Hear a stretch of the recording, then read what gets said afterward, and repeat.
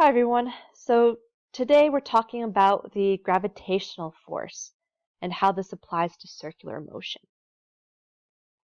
So what is the gravitational force? Gravitational force is the mutual force of attraction between particles of matter or systems of matter, right? So we can consider different objects as having a gravitational force. Basically, if it has mass, it has a gravitational force associated with it. Gravitational force actually explains orbital motion. So before we use the gravitational force to explain parabolic motion, right? An object that is thrown on the Earth is in free fall. It takes a parabolic path and it falls towards the center of the Earth, right? We use this to explain our parabolic motion. Well, it also explains circular motion, right? So here we have an example on the bottom, at the left here, of the Earth and the Moon. The Moon approximately travels in a circular path around the Earth. So here's a little diagram of that. The Moon and the Earth are gravitationally attracted, right? They're attracted to each other. And if you observe the Moon, look at the Moon, we have a force vector pointing towards the center of the Earth, right? It has a centripetal force.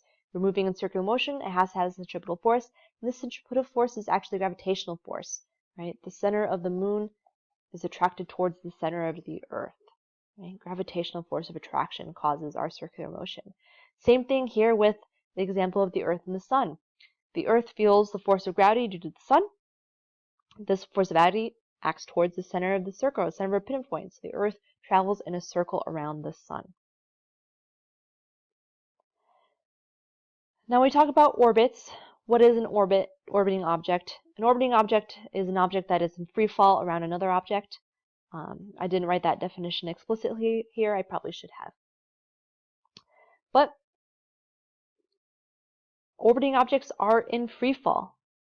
So yes, the Moon is constantly free falling towards the Earth. So are satellites. What's a satellite? A satellite is any object that is orbiting another object. So if an object's in an orbit, it's a satellite. So for example, the Earth is actually a satellite of the Sun, right? The Earth is in an orbit around the Sun. The Earth is a satellite, right? It's not, this definition is not, this is the physics definition. It's not just limited to the hunks of metal circling Earth.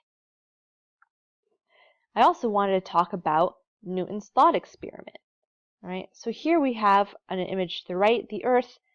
The Earth suddenly grew a very large and physically large mountain, and there's a cannon placed on top of that mountain, So Newton thought, what would happen if we shoot a cannonball from this cannon? Well, if you have a certain velocity, there's a force of attraction between the cannonball and the Earth. So, as we know from when we studied parabolic motion, or when we studied the kinematic equations, we learned that objects fall towards the Earth. So here we have the cannonball with V1 shoots off and it falls towards the Earth and hits the Earth a certain distance away.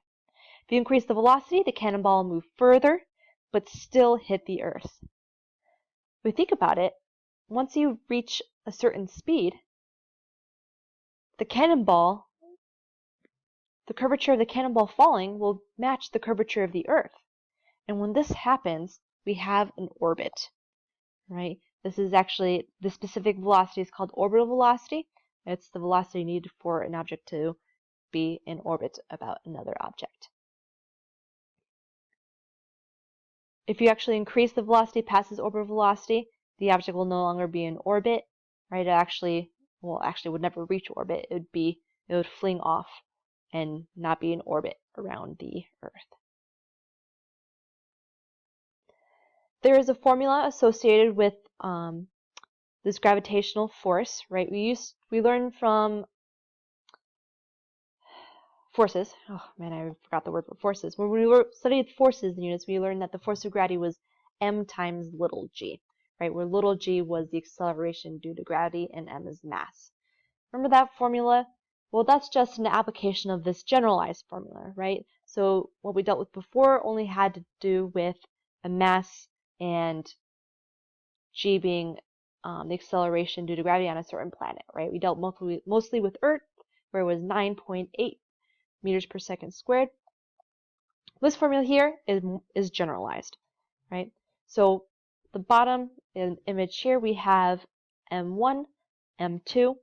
Their distance r apart between their centers. These are objects of uniform density, so their mass is evenly distributed in these objects.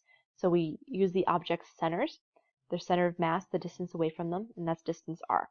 Right? These objects attract gravitationally. That's what F1 and F2 here are.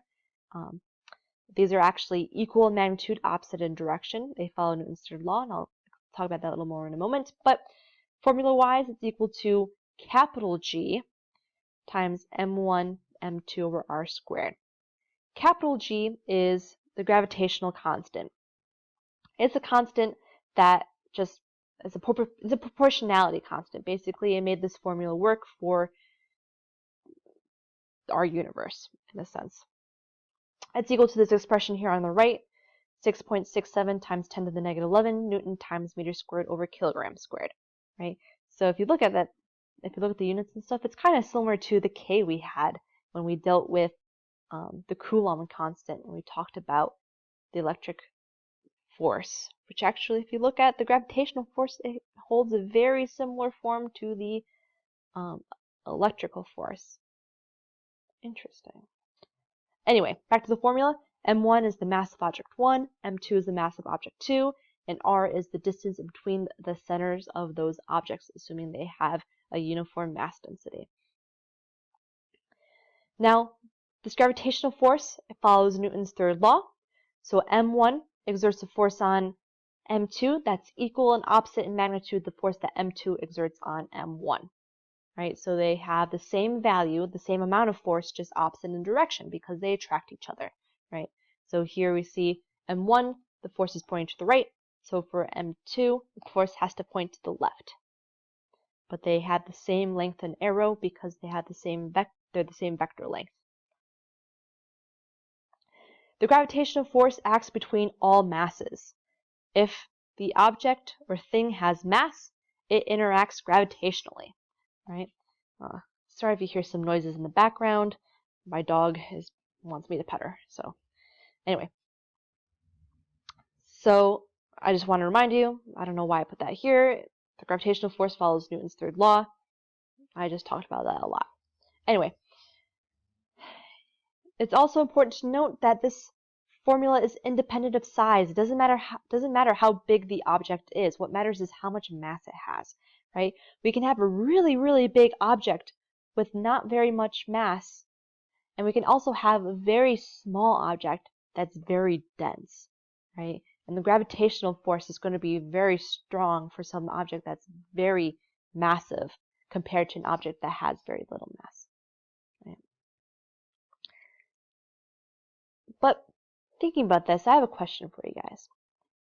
If I drop my pencil, right, we know that it's in free fall and it accelerates towards the center of the earth, right? There's a force of gravity, the gravitational force attracting the pencil and the earth, right?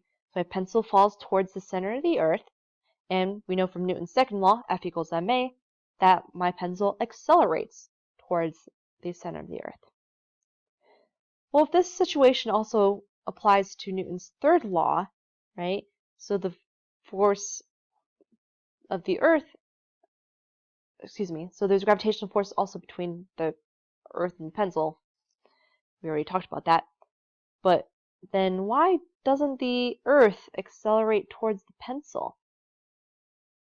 Right? So the pencil accelerates towards the earth. Why doesn't the earth accelerate towards the pencil? That's my question for you. I recommend pausing and thinking about that question.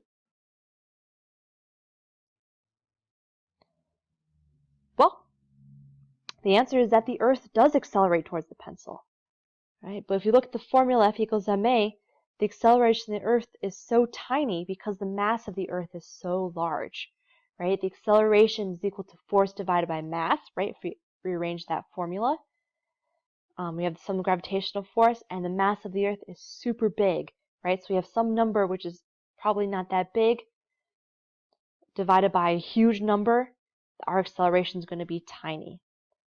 Okay? And that's why we don't detect the acceleration of the Earth in this situation. I have an example for you guys, right?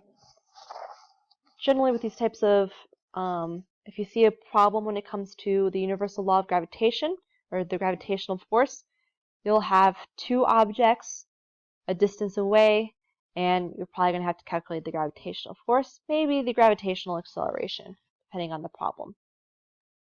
So let's say we have two 3-kilogram books that lay 10 centimeters apart from each other. We want to find the magnitude of the gravitational force that one book exerts on the other book. Well, first thing I see here is they were dealing in centimeters. We want to put that in meters, 0.1 meters. Right, 10 centimeters and 0.1 meters. Then we can look at our gravitational force formula, G m1 m2 over r squared. We can plug in G, which is that constant, times the mass of our first object, which is 3 kilograms, multiplied by the mass of our second object, which is also 3 kilograms, divided by the distance in between them squared. In this case, it's 0.1 meters, and we square that. Right? If we simplify the math, we find out that our final answer is 6 times 10 to the negative 8 newtons. I forgot to mention that earlier. I don't know why I didn't mention that, but remember the gravitational force is a force, so it has units of newtons when we use our standard units, which in this case would be meters, kilograms, and seconds. Seconds in there? We don't plug in any time, so don't worry about that. So we have units of newtons. Alright, so I hope that was helpful.